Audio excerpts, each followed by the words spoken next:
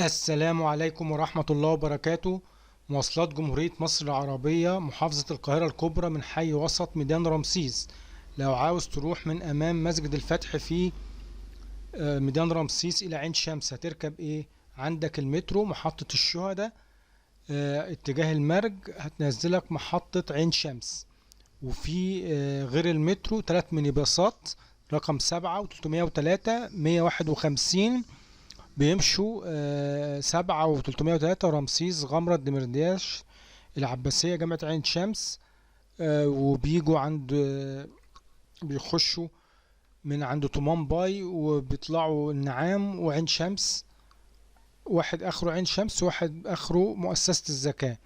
و151 بيخش من احمد سعيد ويطلع العباسية وجامعة عين شمس، وبرضه بيخش من طومان باي والنعام ويخش عين شمس بس اخره المرج.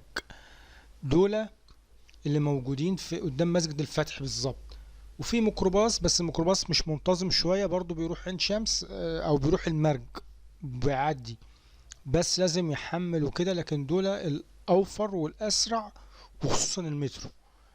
شكرا والى اللقاء، وما تنسناش دعمونا باللايك والشير، والى اللقاء.